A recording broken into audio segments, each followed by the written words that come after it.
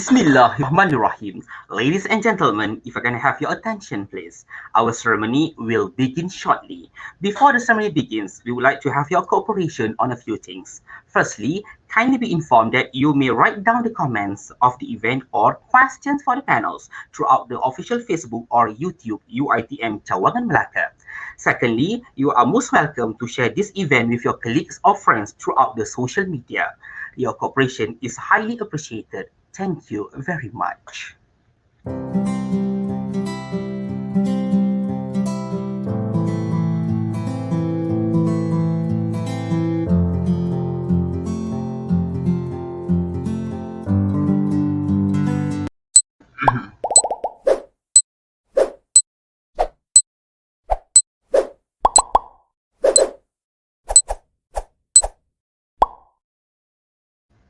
Bismillahirrahmanirrahim. Sirih lipat, sirihnya Pinang, sirih dari Pulau Mutiara. Pemanis kalam, selamat datang. Awal bismillah, pembuka bicara. The Honorable Professor Dr. Abdul Halim bin Muhammad Nur, Rector, University Technology Mara, UITM Cawangan Melaka, Malaysia. The respected Associate Professor Dr. Mohammed Saladir bin Abdul Rasul, Chairman, Asian Conference on Business, Economics and Social Sciences, ACBESS 2021. Our respected keynote speakers, Professor Dr. Kabir Hassan from United States of America, USA, Professor Dr. Ferdinand Akhtagul from Australia, Professor Dr. Atiur Rahman from Bangladesh, former Governor of Central Bank Bangladesh, Professor Dr. Muhammad Zilal Hamzah from Indonesia. Collaborating universities from Malaysia, University Selangor UNISEL, Sanur University, from Indonesia, Trisakti University, Jakarta, Institut Agama Islam Tafakufiddin Dumai, Sekolah Tinggi Ilmu Ekonomi Syariah Bengkalis. From Pakistan, National University of Computer and Emerging Sciences Karachi. From Bangladesh, United International University Dhaka, Islamic University Kushtia, Comilla University Bangladesh. From India, International Finance and Banking, MSN Institute of Management, St. Agnes College, India, and from Sri Lanka, Southeastern University of Sri Lanka, Open University of Sri Lanka. Distinguished participants, dedicated committee members, ladies and gentlemen. Assalamualaikum warahmatullahi wabarakatuh, and a very good morning, ladies and gentlemen, guests of honor. We meet again for the second day of the Asian Conference on Business, Economics and Social Sciences, ACBESS 2021 today. Before we proceed any further, let us say Al-Fatiha to seek for the blessing from Allah. Al-Fatiha.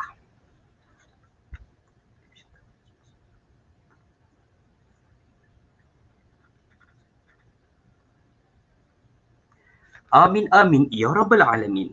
Ladies and gentlemen, guests of honor, we shall have the best video presentation session 2 to be moderated by Associate Professor Dr. S. Salahuddin Suyorno at 9 p.m. Please stay tuned and thank you. Before proceed any further, please allow me to invite Associate Professor Dr. S. Salahuddin Suyorno as the moderator for today's session, which is Best Video Presentation Session 2. Please welcome him. Bismillahirrahmanirrahim. Assalamualaikum warahmatullahi wabarakatuh. Alhamdulillah, thank you very much, Mr. Abdul Malik, for inviting me to chair this session. Our fellow committee members of Virtual ASEAN Conference on Business, Economic and Social Sciences, ACBESS 2021, our lovely presenters and our dear all participants. Inshallah, for this morning, we will have another session for best video presentation, and Alhamdulillah, yesterday already we had 7 best video presentations, which has been chosen by the professional reviewers based on some criteria such as content accuracy, the use of graphics, presenter delivery, and last but not least, the organization of the video presentations. And for this morning, we would like to present to you another 6 best video presentation. With that note, Fatafadal Mashkura, we offer to you. Assalamualaikum warahmatullahi wabarakatuh. Today, I will present a fraud mitigation tool for public sector agencies in Malaysia. This study was conducted by me together with 4 other colleagues from UiTM Melaka, Malaysia. Financial fraud among government agencies have been in public interest around the world, not excluding the Malaysian government. This is so as fraud cases involve huge sum of money, wastage of resources, reducing the effectiveness of the operation as well as reducing the economic growth. In Malaysia itself, corruption has caused 1.8 trillion loss through illicit financial flow from 2005 to 2014, with 63.3% of the complaints on corruption being made against the public sector. Malaysia initiated National Anti-Corruption Plan in 2019 to create corrupt-free nation to be executed between 2019 to 2023. Even though fraud prevention measures have been implemented within the government agencies in Malaysia, financial fraud incidences still prevail. It was revealed that most fraud cases were reported in the state government, followed by the federal and local authorities. Hence, for this study, few elements has been considered as relevant in considering fraud mitigation tool for the government agencies, namely the governance, human factor, technology, as well as the legal aspect. Those charged with governance are considered to be responsible for the prevention and detection of fraud and error.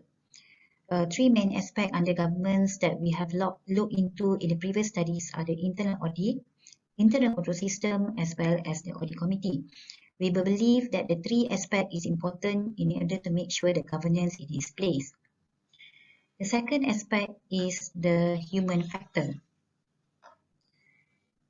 Human factor is considered as one of the main factors to successful performance of organization. The workers are subjected to fraud will adversely affect the attitudes of others and their working environment. According to Wen et al. In 2019, a correctly implemented code of conduct is one of the most critical tools for communicating appropriate expectation to workers in their actions and drawing attention to the efforts made by the management to respect the entity's integrity. The third aspect is the technology. We can say that fraudsters will conduct fraud when they have the opportunity, which comes with different scopes based on changing technologies. Investing in technologies is vital since fraudsters continue to exploit the ever-advancing means by which economic crimes happens. A report by PwC in 2020 argued that organization which does not keep pace through the uptake of the technology may have the risk of being left behind. The last factor to be considered in the financial fraud management tool is the legal aspect. Here there are three aspects that we can look at, which are the whistleblowing, tips off, and training. Whistleblowing is one of the controls for preventive measures, and their significance in the prevention, identification, deterrence, and response to fraud in the training program should be emphasized. Fraud tip-off line is known to be effective in the detection of fraud. According to the 2018 report by ACBESS, Association of Certified Fraud Examiners, the most common fraud detection controls are tips received from the employees. The report points out that more fraud is exposed by anonymous tips than by any other channel, and that the fraud training of employees result in a 41% reduction in the median loss of fraud scheme. In the next slide, we are going to discuss how do we go about the study aspect, which is the legal.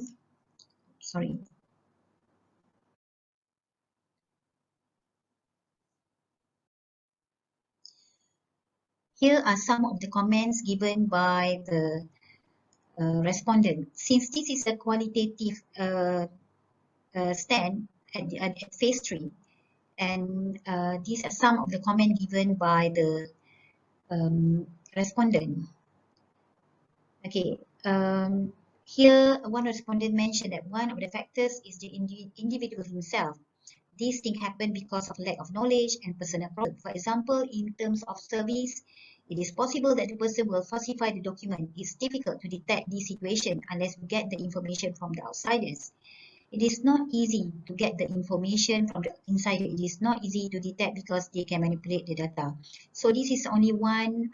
This is only one of the many excerpt from the focus group that we have conducted.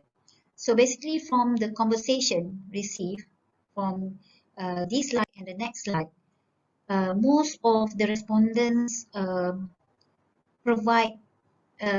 agree with the suggestion of the elements to be imparted in the fraud mitigation tools given by our team. So next, we wanted to see the proposed fraud mitigation tools model for public sector.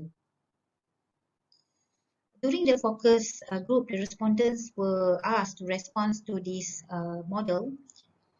In general, the participants unanimously agreed with the elements within the proposed fraud mitigation tool for state government agencies to prevent financial fraud, which among others include element of corporate governance.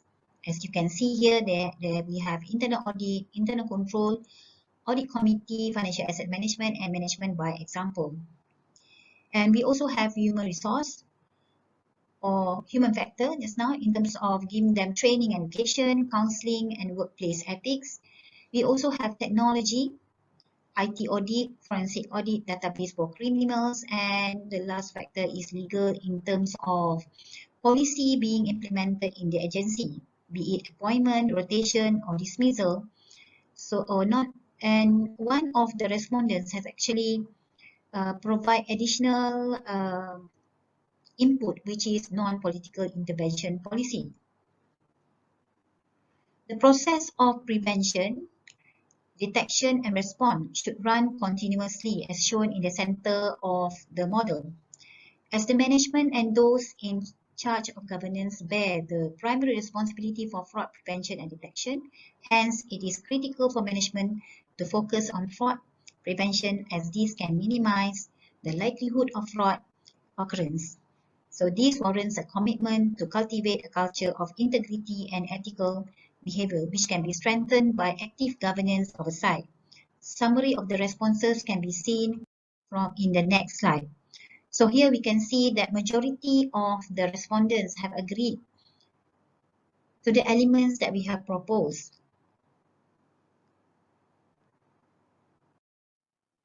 As for the acknowledgement, we would like to thank the Ministry of Higher Education because they have provided us with 60,200 grant, which we have received under FRGS in 2019. With that, I thank you and I hope you have enjoyed the sharing session.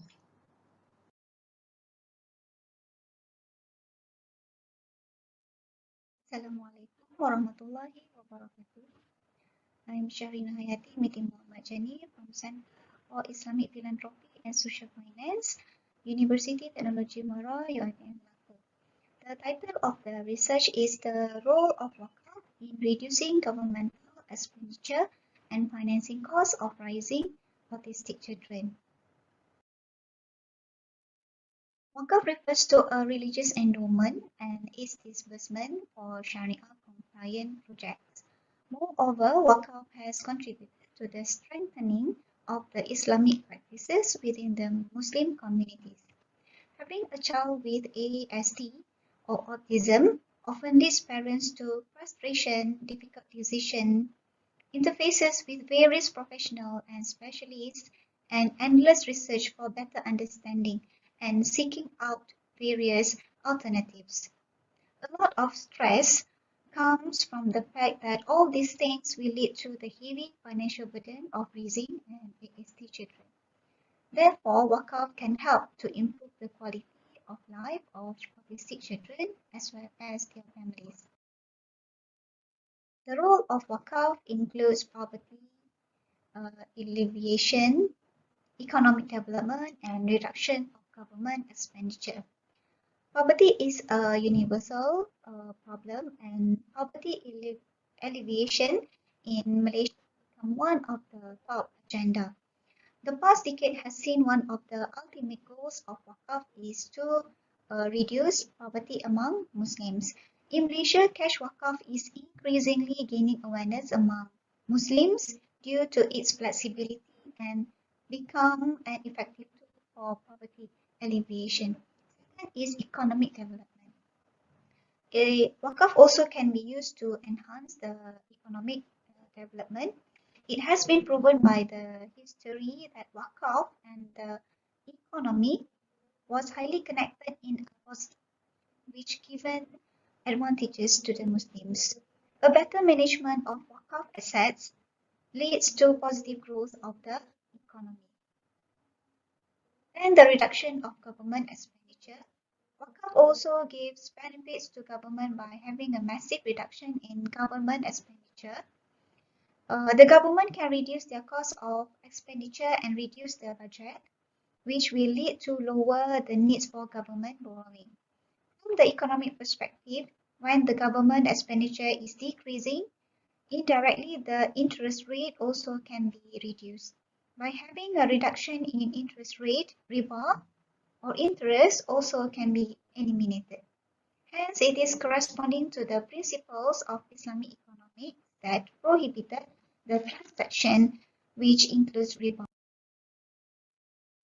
Wakaf development on health.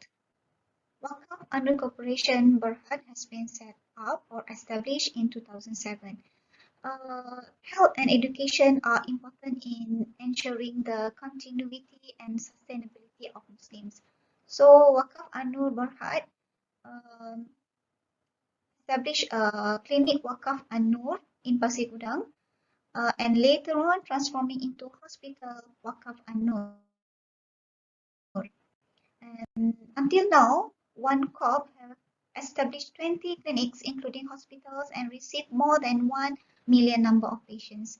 The objective of this hospital is to give and provide medical treatment and healthcare at a lower price. Since the establishment, KWAN has given services to patients in several states such as Selangor, Negeri Sembilan, Sarawak, Perak, and an increasing number of patients or beneficiaries give a positive impact towards the levels of the performance efficiency of Wakaf institutions as intermediaries. Next is the cause of rising autistic children. Children with ASD need a wide range of multi-services providers such as medical, behavioral, and other specialized therapies. So the families usually spend high amount per year. It is almost 25,000 to 35,000 per year. So the cost is actually 3 times higher than the cost incurred to raise a typically developing child. Some of the parents need to take leave of work or give up their employment due to extra responsibilities of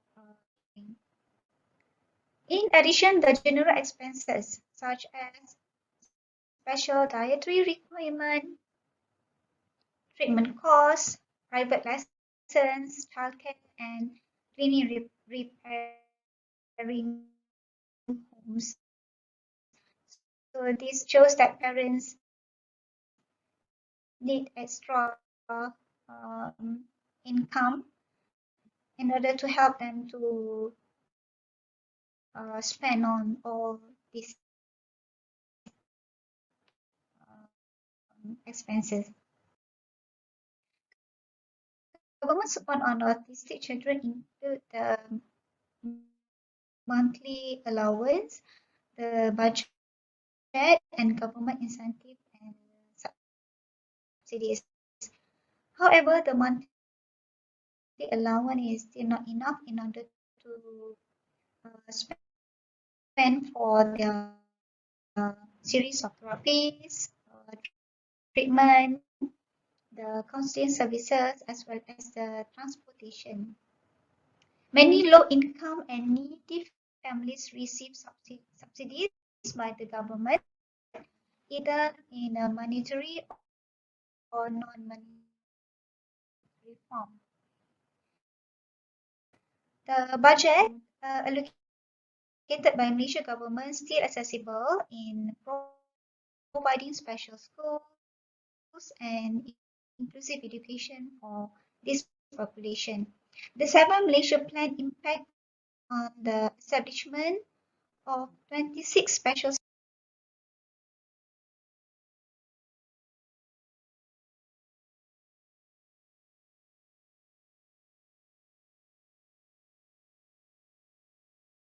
schools for children with disabilities, including people with ASD.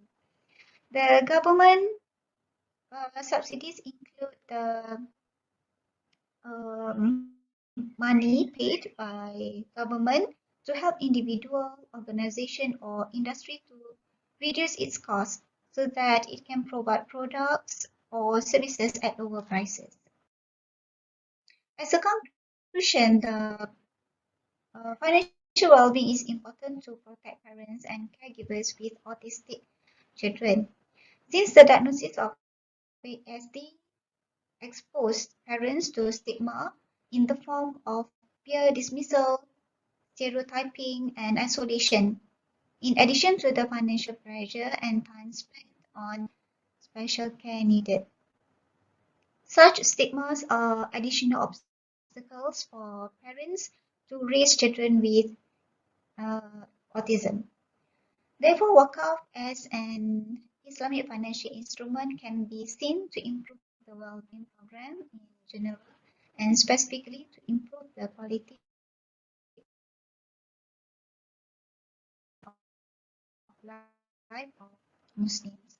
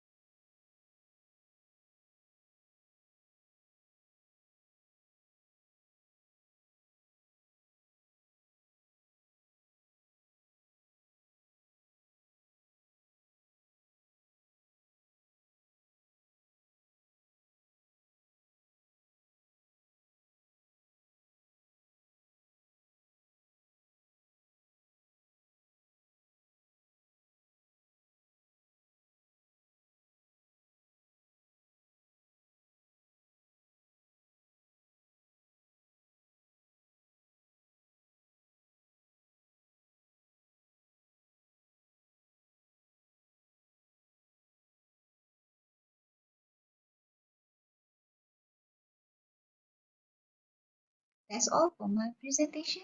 Thank you.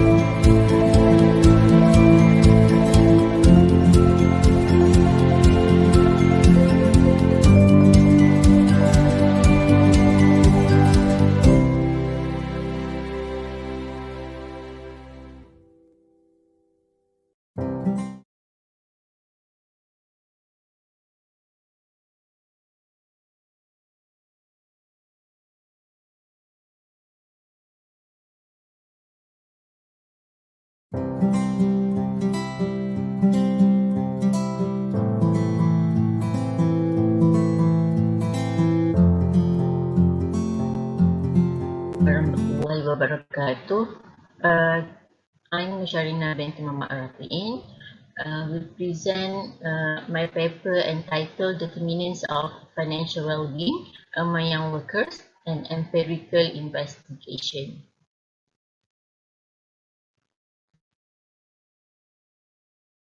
Okay, for the introduction, a study conducted by Credit Counseling and Debt Management, also known as ACBESS, on Malaysian working adults reveals that their financial well-being was at dismal level. The study also stated that those who are the range of 20 to 30 years are facing financially challenged, and the score for this group were below than average, while those who are aged 20 to 29 agreed that they are facing the problems in paying their credit card as compared to those who are 30 years old and above. Based on this result, it is indicating there is a room for improvement in determining a good financial well-being.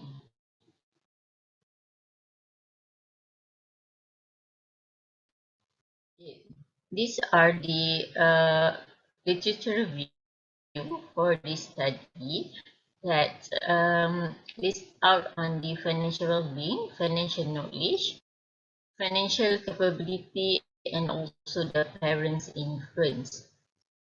Okay, for the research methodology, okay, the sample that been employed in this study by using the non-probability sampling which use the purposive sampling techniques.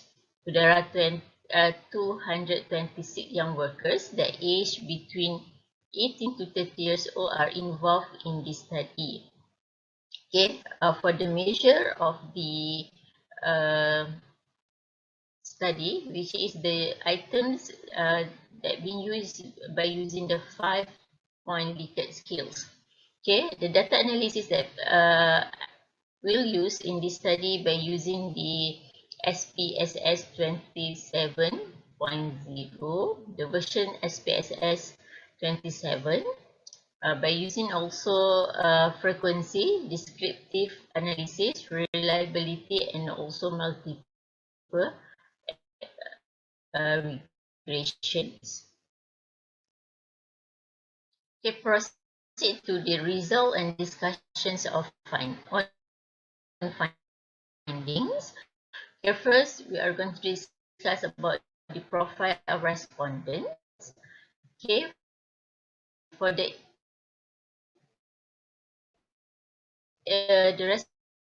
respondents, the majority of the respondents is come from the age range of 26 to 30 years old, that represent a 54.4%. Females is become the most respondents for this study, which is 153 persons out of 226. Okay, for the working sector, those who are working in private sector are more participating in this study. Same goes to the marital status, which is the single represent the highest respondent. And also for the degree holder also become the highest percentage that represent of the education's level. Okay, for the monthly income, we receive an equal percentage, which is earn below than 1,500 and also earn more than 3,501 and above. Okay, those who are working in Wilayah Persekutuan that consists of Kuala Lumpur and Putrajaya become the highest respondent that participate in this study. Okay, for the descriptive statistic, the first variables represent the dependent variables, which is financial well-being. So for the financial well-being, we have 12 items. Okay, the highest mean for this study is financial well-being 3, which is the item is I have an ability to know my current financial situations, and the mean is 4.27. Okay, while for the first independent variables, which is financial knowledge, okay, financial knowledge item FK5, which is I clearly know the balance on my bank statements, become the highest mean, which is 4.42. Okay, for second independent variables, which is financial capability. Okay, the highest mean is financial capability 7. The item is apart from contributing in pension funds, it is important for me to make my own saving. Okay, the mean is 4.43. And for the last independent variable, which is parents' influence, okay, parent influence 2 become the highest mean, which is 4.31, which the item is my parents have taught me to how to be a smart shopper. Okay, next we go for the reliability analysis. So there are 3 there are four variables that I mentioned earlier. Okay, this represent the Cronbach alpha for each variables. Okay, in terms of the multiple regressions, okay, there are two hypotheses has been rejected since the p-value is more than 0.05, which is hypothesis 1 and hypothesis 3, while for hypothesis 2 is supported, where the p-value shows 0.00, which is less than 0.05. Okay, as a conclusion, the table indicates a significant effect between financial capability and financial well-being among young workers. In the other hand, financial knowledge and parents' influence show in insignificant relationship where the both hypotheses are more than 0.05. Okay, the findings of this study could be used as a guide to related government agencies in reducing and eradicating poverty among Malaysians, in enhancing the level of income and increasing the purchasing power. It also can be used by Ministry of Education in develop financial education program in early age with the knowledge and skills to better in managing financial matters, and also will assist an individual in understanding the importance of financial well-being to cope from financial problems and to sustain the quality of life. Okay, that's all from me. Assalamualaikum warahmatullahi wabarakatuh.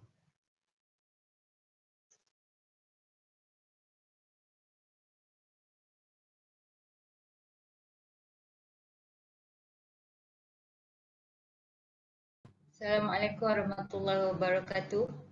I'm Siti Noliana Ghazali from Academy of Language Studies, UiTM Terengganu, and I'm going to present on starting university education online and what do students say.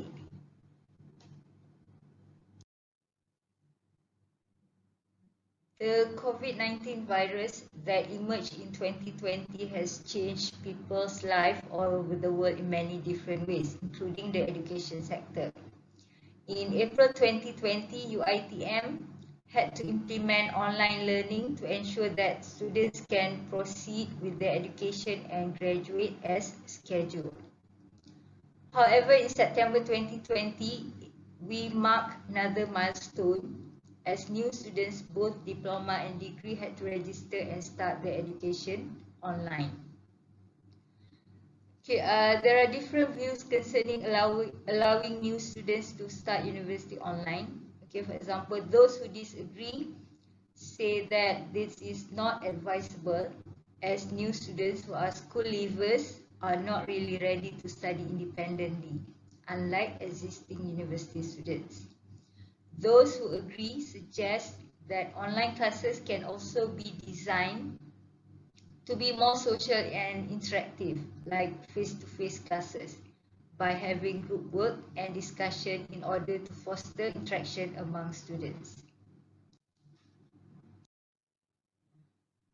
The aim of this paper is to investigate this issue further by finding out, firstly, whether the new students are equipped for online classes. Secondly, what are the challenges faced by the new students? And thirdly, how do they cope with understanding online lessons? Okay, from literature review, there are many challenges faced by students while studying online. The main one is costly and unreliable internet connection, depending on their location and also the time of classes. Secondly, some students do not have the necessary tools for online learning. Okay, for example, they have to share laptops. They do not have their own study space.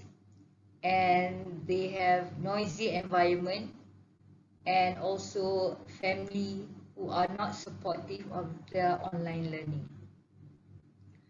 Okay, students also face physical and psychological effects. Okay, for example, they are stressed, they are lonely, and they are also exhausted. They also find it difficult to focus and to ask questions directly, okay, especially to their lecturers.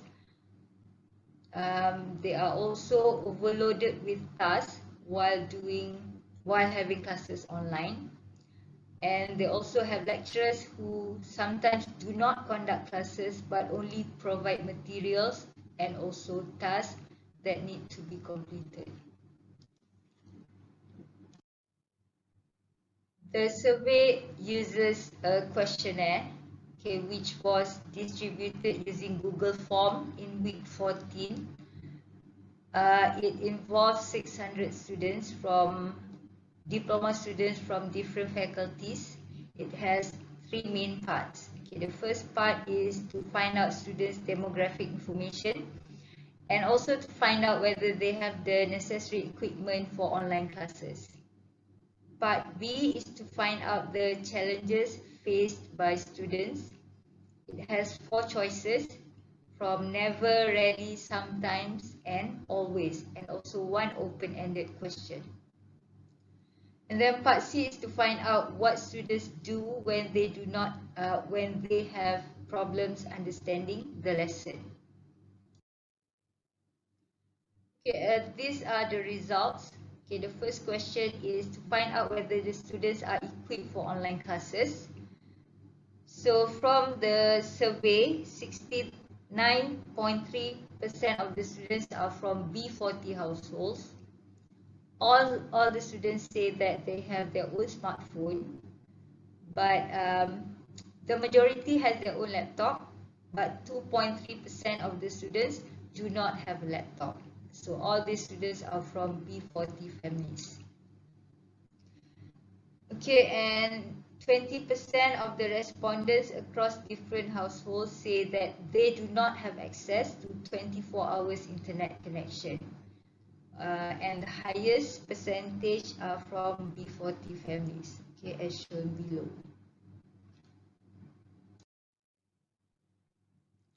.8% of the respondents agreed that they do not have their own study space or a conducive environment for online classes. Okay, to answer the first question, we can say that generally the majority seems to have the necessary equipment like a phone, a laptop, and internet connection for online classes.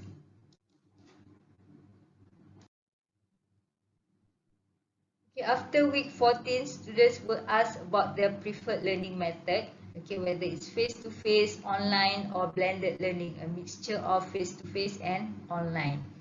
So the majority, 63.3%, prefer blended learning, followed by face-to-face, and the least popular option is online. Only 11.2% of the students prefer online learning.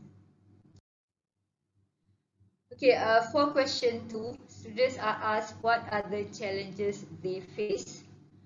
Okay, the main one seems to be that the students tend to keep quiet during class. Okay, probably because they are new students and they do not know their lecturers and their friends. Okay, the second most common problem was students found it hard to hear or understand what the lecturer was saying due to internet problems. So this is to do with synchronous classes, for example, through Google Meet. Okay, and then another challenge is explaining to the lecturer what the students did not understand. Okay, so they find it hard to communicate with the lecturer. And then number 4, students feel demotivated because they did not feel like a student since they are mostly at home. Okay, Part 2 also asks one open-ended question. Okay, and the main problem can be categorized as emotional or psychological, okay, with 51 responses.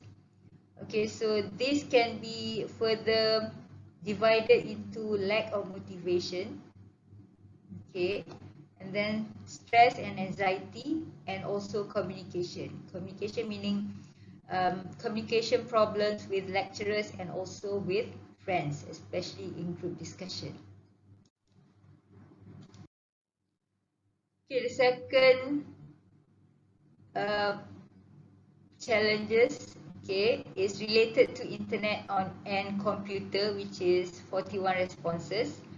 Okay, this can be divided into equipment problems, for example, sharing laptop problem, and also storage problems. Internet connection, okay, for example, the coverage and the line connection. And then internet and family situation, which is also related to their financial situation. Okay, for example, there are students who had to work and provide or buy their own data. Okay, and also they feel like um, they are contributing to their family's problem by using internet.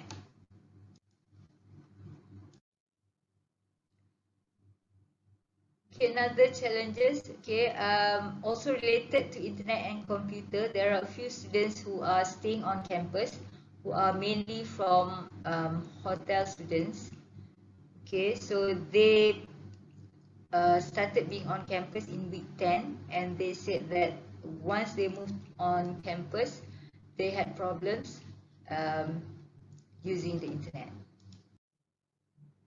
Okay, another challenge faced by the student is understanding lectures online. Okay, so this could be due to the lecturer himself or herself. Okay, and then the subject matter. Okay, some subjects are considered as not suitable to be taught online. And then problems communicating with the lecturer. So, okay, the last question is what do students do when they do not understand online lesson? So most of the students would ask their classmates. Okay, so this is followed by looking for materials online. Okay, for example, YouTube. Okay, and then going through the materials given by their lecturers, and then asking their friends. Okay, so only 61.5% would ask their lecturers.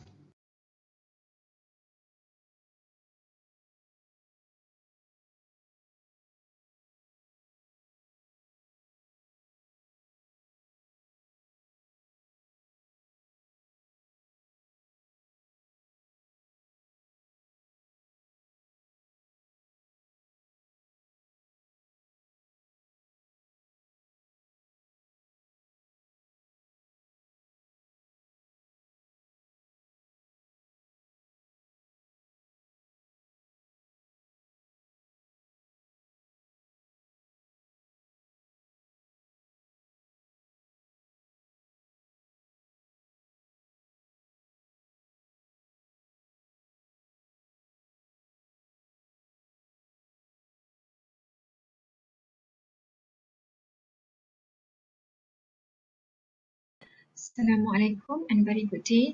My name is Farah Shazlin Johari, and today I will be presenting my research paper on the titles of Materials and Subjective Well-being of Malaysian Household, a comparative analysis. So let's proceed with introduction part. So the concept of well-being has attracted the interest of many researchers in various fields such as economics, social and psychology. Indeed, extensive literature has recognized well-being into two different perspectives, namely hedonic and eudaimonic, while other researchers use the terms materials and subjective well-being. The term materials well-being represents well-being based on material resources such as financial management, health and comfort home.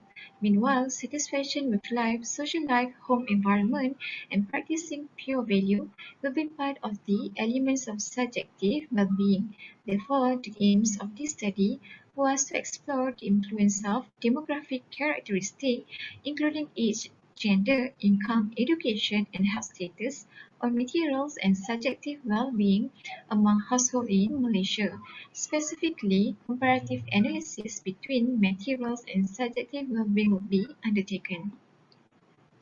So let's proceed with literature review. Materials and subjective are two important components of well-being. Material well-being is in accordance with quality of life indicators such as material resources, including income, food, and housing, and social attributes including education, health, and social network. Meanwhile, the subjective approach emphasizes on people's self-assessment of their life, especially those related to life satisfaction, happiness, and unhappiness. Despite differences in their respective concepts, both materials and subjective approaches are interrelated and capable of influencing each other domain.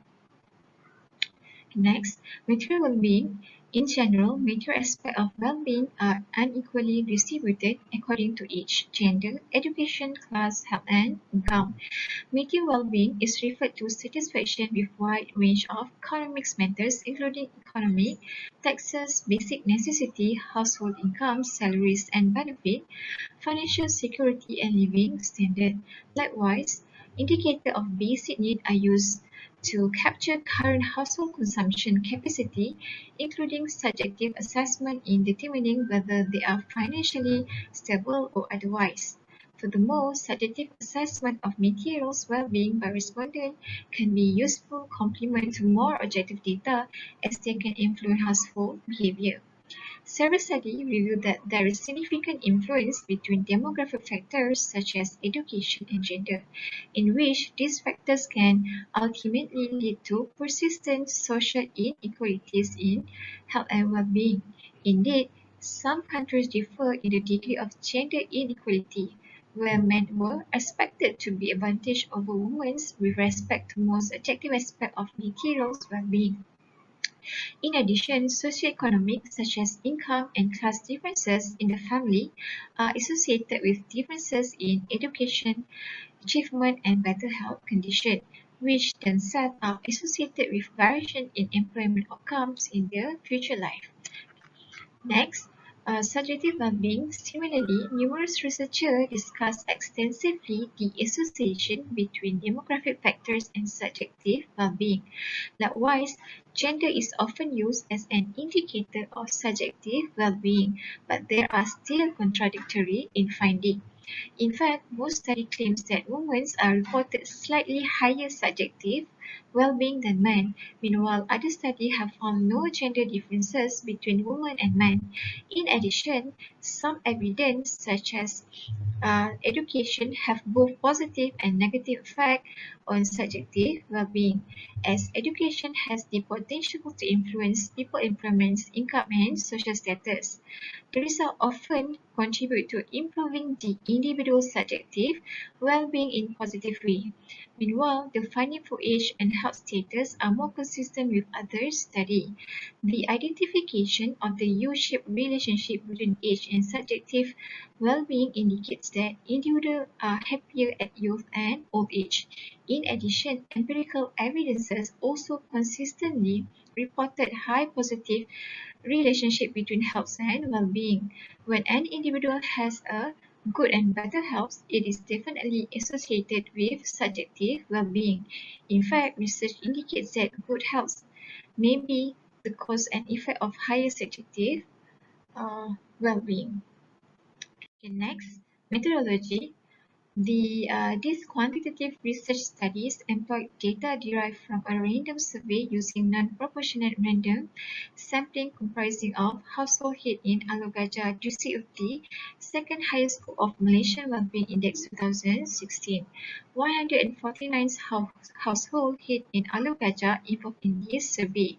A closed-ended questionnaire was used to collect information about the demographics, materials, and subjective well-being among respondents. The usability of the items, measure, materials, and subjective well-being was validated by reliability tests. Pearson correlation and ANOVA test was done to reveal the significant differences of well-being according to the demographic profile respondent. Next, we proceed with findings. All respondents participate in this study are married and majority of them are female. Respondents with age of 55 years old and above are minority in each age group. The highest income of these groups of respondents are between RM 1,500 to RM 3,000 ringgit Malaysia. Most of respondents have a degree holder and above, and lastly, most of respondents are healthy with no chronic diseases. According to the table reliability of item, the crop alpha of for material and subjective well-being are 0.88 and 0.89 respectively. Generally, respondents are satisfied with their material and subjective well-being. On materials well-being, the respondent agrees that their financial is under control, have a good health to be productive at work and comfort home, while on subjective well-being, the respondents are satisfied with the surrounding of the house, social life, practicing pure value, and achieving goals, aims in life. Pearson correlation shows the relationship of materials and subjective well-being is significant and positively correlated. Okay, next, result of ANOVA test in table 2 reveal that there are significant differences of materials and subjective well-being according to the age, incomes, groups, and number of households. However, satisfaction of materials well-being is significantly different, whereas subjective well-being is not significantly different by gender. Materials and subjective well-being are not significantly differ by education backgrounds and health condition, whether they are heavy and chronic disease or not. In brief, both materials and subjective well-being are similarly significant by demographic factors except for gender. Okay, next, Figure 1 shows the general trend of satisfaction of both materials and subjective well-being according to the demographic profile. Satisfaction of both well-being concepts are increased by age group and decrease after achieving 55 years old and above. Materials and subjective well-being for respondents with income are at 1,500 and below also degree and above are higher compared to respondents with income between 1,500 and 4,500.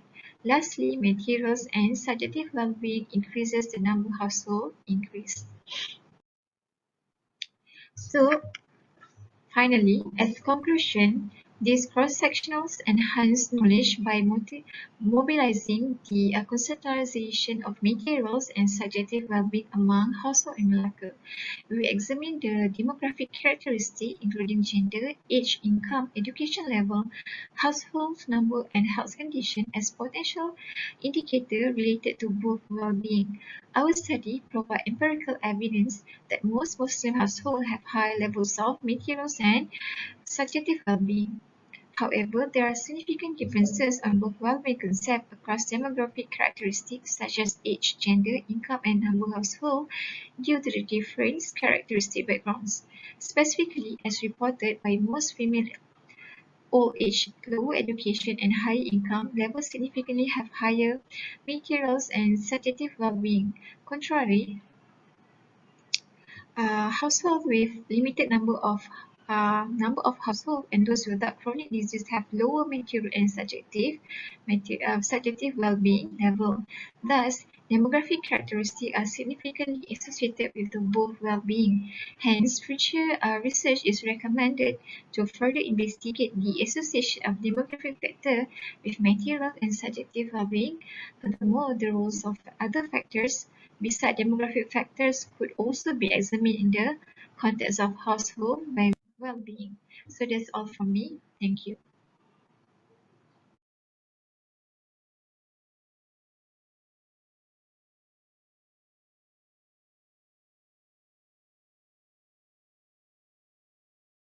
My name is Fawzia Parveen, and I'm a student of MS Economics and Finance at Muhammad Ali Jinnah University, Karachi, Pakistan. I would like to present my research paper here.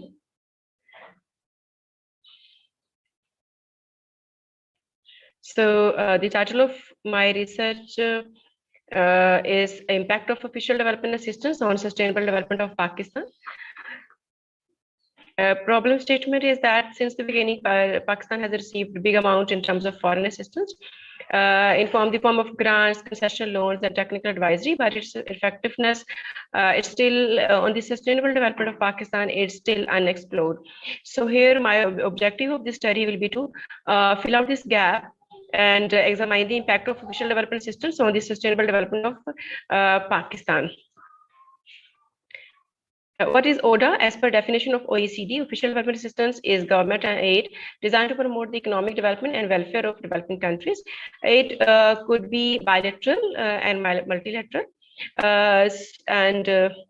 A role of ODA in development country is quite important because most of the developing countries face dual gap problems. They face a saving gap and foreign exchange gaps.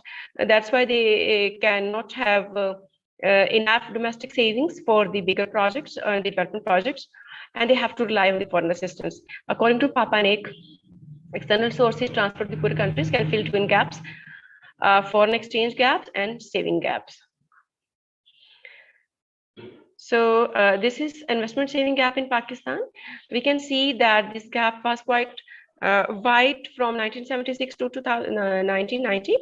Afterwards, it was a bit squeezed and to try to reach to the level of investment or capital formation. After 2014 to 2004, it again declined. The level of domestic savings again declined, and there was a gap between investment and savings. So ODA received in Pakistan, and we can see that the ODA received in terms of absolute term has been rising with the passage of time, but in terms of percentage of GDP, it remains declining. From 1976, it was 7.5% of GDP, but in 2017, it was just less than 1% of GDP. So what is sustainable development? According to Brundtland Commission in 1987, development that meets the need of the present without compromising the ability of future generations to meet their own needs is called sustainable development. The measure of sustainable development, what measures sustainable development? So the World Bank in 1999 proposed genuine savings or the adjusted net savings as the measure of sustainable development. It is actually calculated by making some adjustment in gross domestic savings. So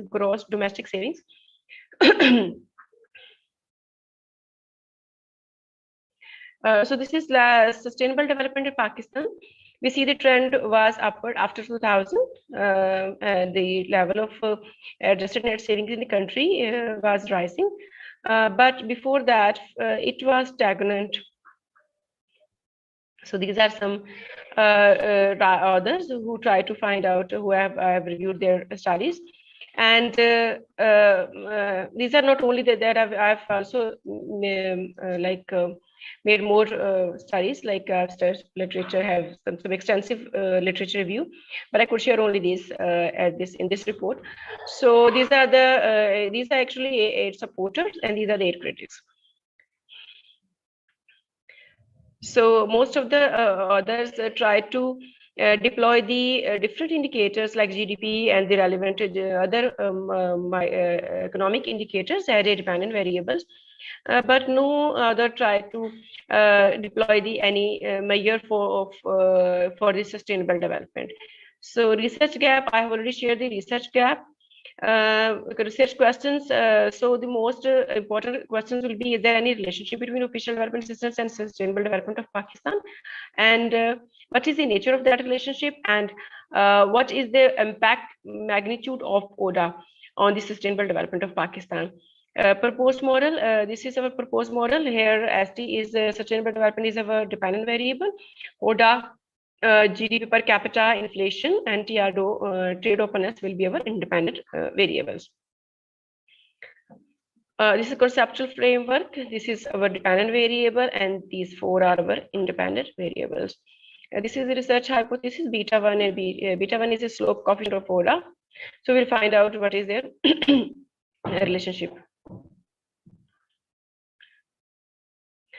So data sources we applied, actually we deployed data of 42 years from 1976 to 2017.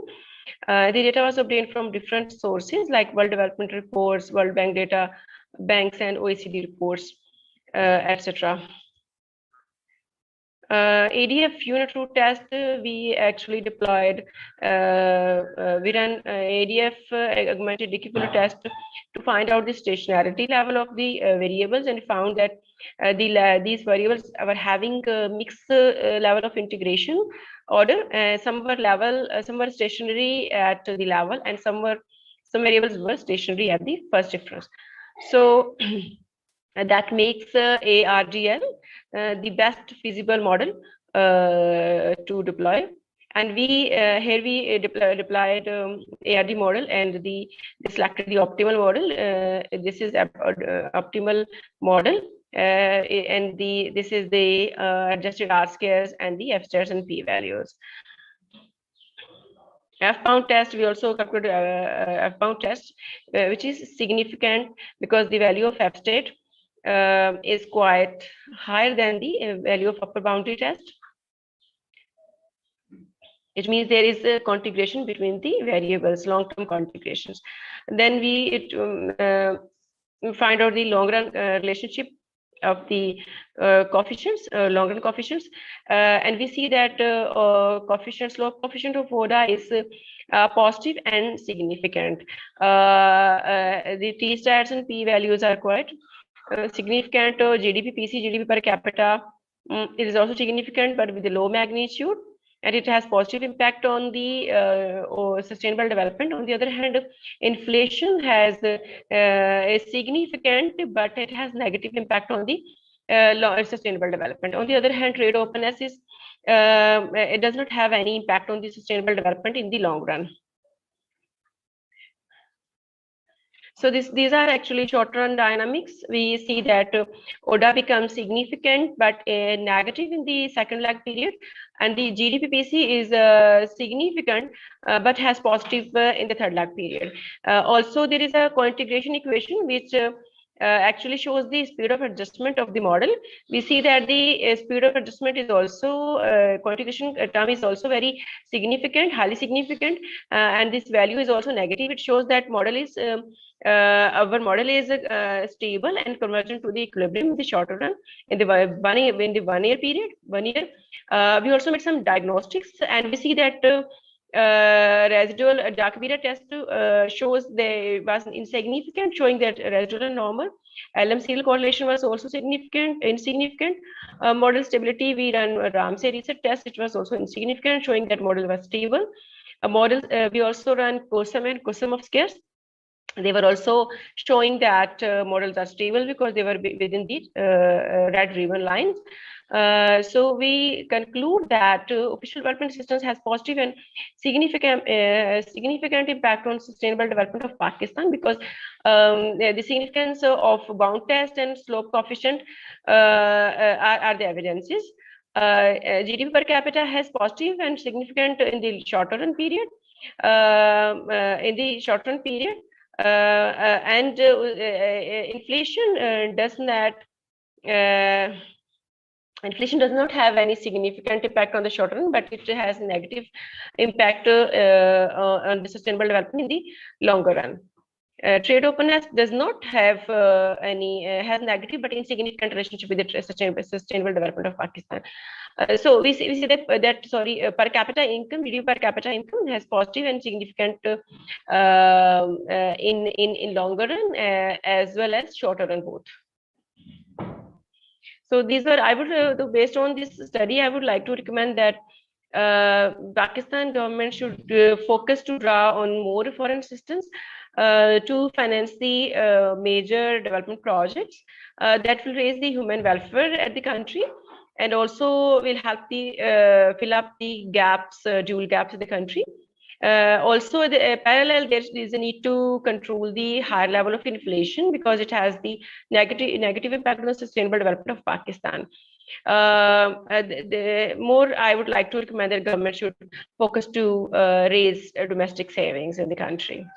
Thank you very much. This was the findings of my research. Hope you would share your positive reviews. Thank you very much.